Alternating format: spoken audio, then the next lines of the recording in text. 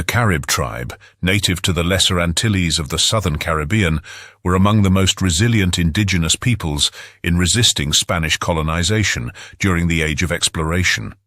Renowned for their seafaring skills, warrior culture, and intricate knowledge of the Caribbean's geography, the Caribs mounted a formidable resistance to Spanish incursions. Their tactics, particularly the raiding of ships, proved to be highly effective in disrupting Spanish colonial ambitions. In this video, we explore the Carib resistance, focusing on their maritime strategies, specific examples of successful raids and battles, the role of geography, and the tribal structure that enabled their resistance. The Carib people, known for their seafaring prowess and warlike culture, were a formidable force in the Caribbean during the 15th and 16th centuries. Unlike the relatively peaceful Taino, the Caribs had a reputation for being fierce warriors, frequently engaging in raids on neighboring islands and Spanish ships. Their dugout canoes, capable of carrying dozens of warriors, allowed them to dominate the waterways of the Lesser Antilles and beyond. Remarkably, they were known to cross 100 miles or more of open seas in their canoes in a single day. The Caribs' resistance to Spanish colonization was tenacious. They targeted Spanish settlements and vessels, disrupting supply lines and delaying the establishment of colonial control in many areas. Their reputation as fierce fighters and their ability to coordinate attacks made them a constant threat to the Spanish and other European powers. The Caribs' warrior culture emphasized physical strength, strategic raids, and territorial defense in their war against the Spanish. The Spanish conquistadors, fresh from the centuries-long reconquista of the Iberian Peninsula, brought with them a deeply ingrained suspicion of non-Christians and a ruthless militaristic culture. The Reconquista, a campaign to reclaim Spain from foreign rule, shaped the Spanish into a society that celebrated warfare, religious zeal, and conquest. By the late 15th century, Spain's military tradition was among the most advanced in Europe, combining innovative tactics with superior weaponry. In the Americas, the Spanish employed their martial prowess to devastating effect. Armed with steel swords, firearms, and cannons, and supported by cavalry, the Spanish overwhelmed indigenous forces that relied on more traditional weapons and tactics. The Spanish justified their aggression as a divine mission to spread Christianity and civilize the indigenous peoples, further fueling their relentless expansion. This warlike ethos often led to brutal campaigns of conquest, as seen in the annihilation of the Taino resistance on Hispaniola and the later conquests of the Aztec and Inca empires. The Spanish soldiers and settlers carried the mentality of the Reconquista into the New World, treating every engagement as a holy war that demanded both martial and spiritual victory. The Caribbean archipelago is a chain of islands stretching from the southern tip of Florida to the northern coast of South America. The Lesser Antilles, home to the Caribs, form the eastern boundary of the Caribbean Sea and consist of small mountainous islands with dense forests and fertile volcanic soils. These islands include Dominica, Guadeloupe, St. Vincent, Grenada, and others. To the west lies the Greater Antilles, where larger islands like Hispaniola and Puerto Rico were dominated by the Taino tribe. The strategic location of the Lesser Antilles allowed the Caribs to control vital maritime routes between the Atlantic Ocean and the Caribbean Sea. Their intimate knowledge of these waters enabled them to navigate quickly, evade Spanish forces, and launch surprise attacks. The narrow channels between islands, coupled with treacherous coral reefs and sandbars, gave the Caribs a significant advantage over less experienced Spanish sailors.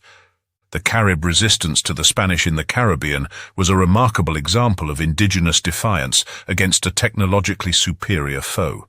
Through their mastery of maritime warfare, strategic use of geography, and unwavering determination, the Caribs disrupted Spanish colonial ambitions and left an enduring legacy of resilience. Their story serves as a testament to the strength of indigenous cultures and their ability to adapt and resist in the face of adversity.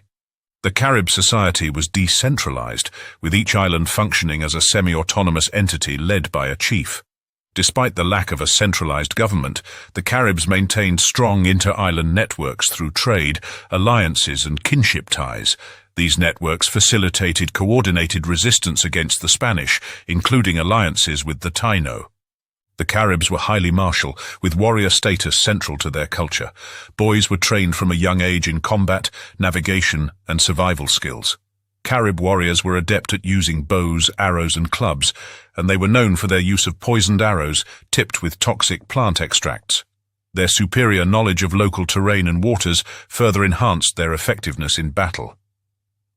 Christopher Columbus first encountered the Caribs during his second voyage in 1493, noting their reputation as fierce warriors. Unlike the Taino, who initially attempted peaceful coexistence with the Spanish, the Caribs met the Spanish with hostility. The Spanish labeled them as cannibals, a term that exaggerated their practices to justify conquest. This narrative set the stage for centuries of conflict between the Caribs and Spanish colonizers. The Caribs' mastery of naval technology was a cornerstone of their resistance. They constructed large dugout canoes from hardwood trees, capable of carrying up to 50 warriors. These canoes were swift and maneuverable, making them ideal for hit-and-run tactics. The Caribs could traverse great distances quickly, enabling them to coordinate raids across multiple islands and intercept Spanish ships.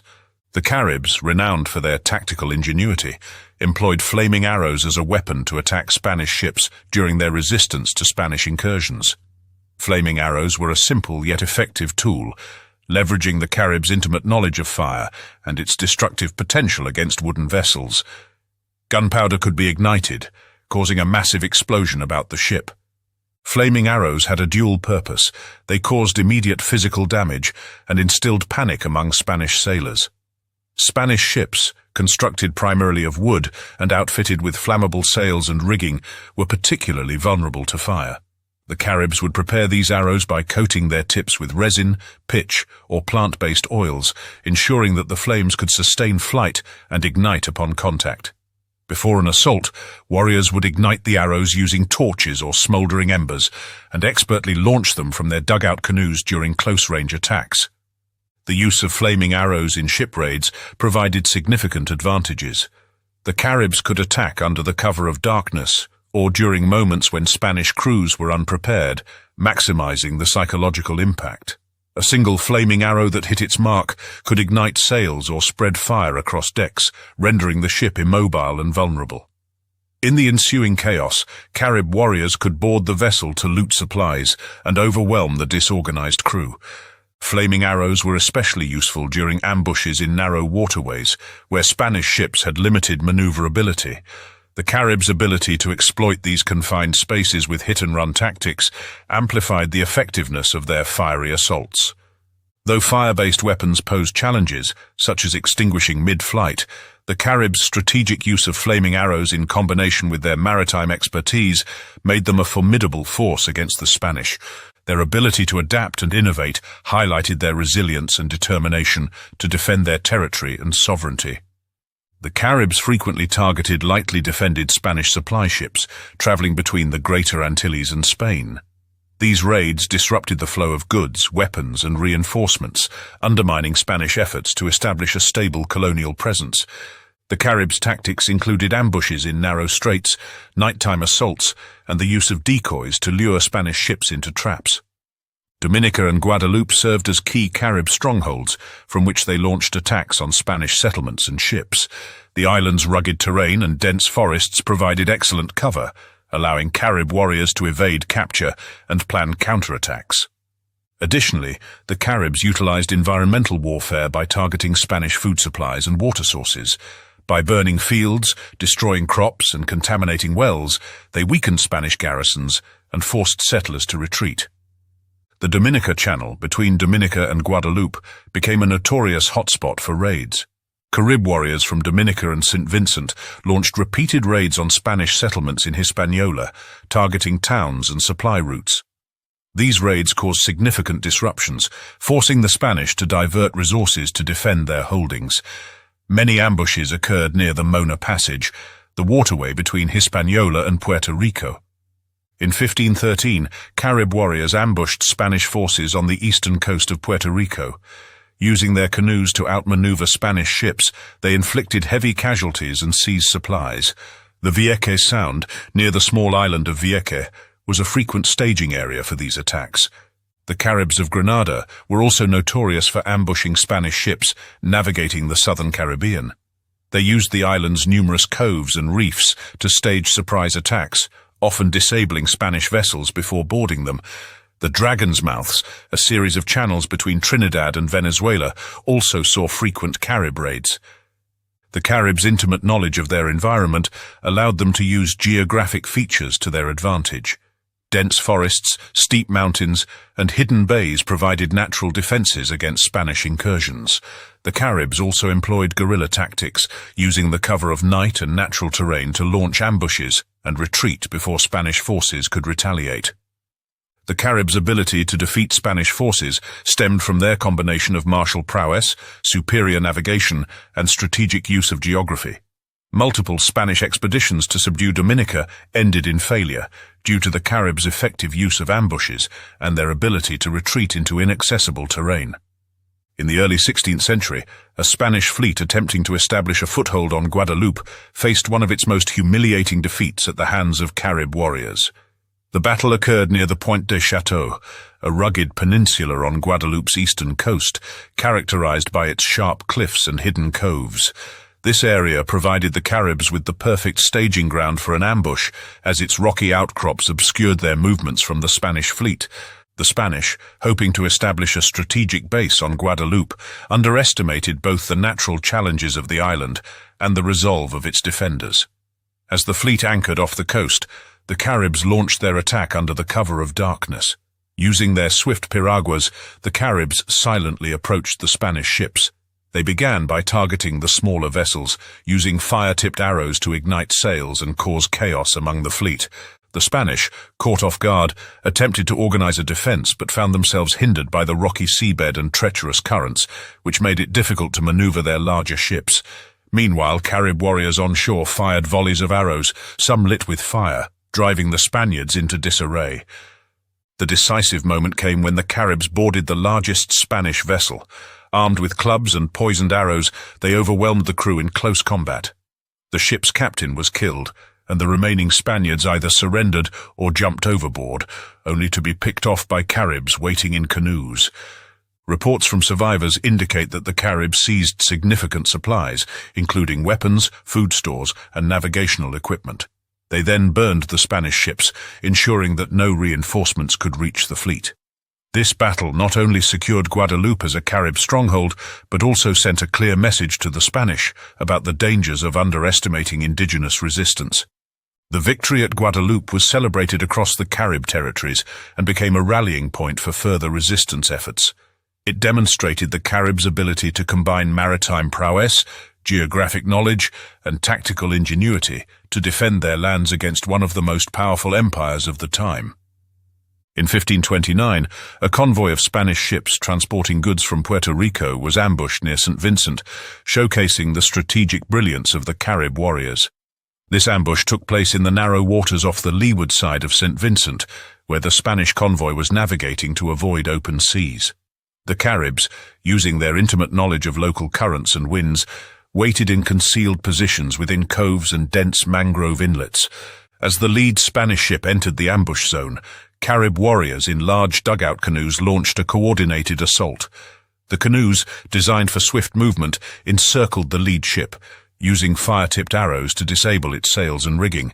Once immobilized, the Caribs boarded the vessel, overcoming the Spanish crew with poisoned arrows and clubs. The other ships in the convoy attempted to flee, but found themselves unable to navigate the shallow, reef-filled waters. The Caribs captured the lead ship's cargo, which included weapons and food supplies. Reports from surviving Spanish sailors indicate that the Caribs freed many of the Taino captives and incorporated them into their tribe, strengthening inter-island alliances. Once again, this raid dealt a severe blow to the Spanish, forcing them to rethink their maritime strategies in the Lesser Antilles.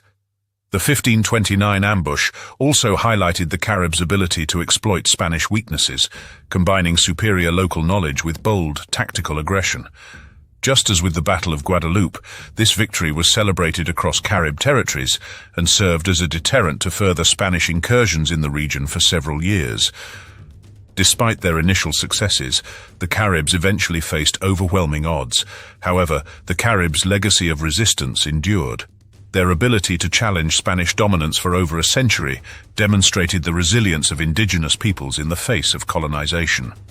Today, descendants of the Caribs, known as the Kalinago, maintain cultural traditions and continue to honor their ancestors' fight for freedom. Thank you for watching to the end of the video. Let us know what you think in the comments. And, as always, please, like and subscribe to the channel.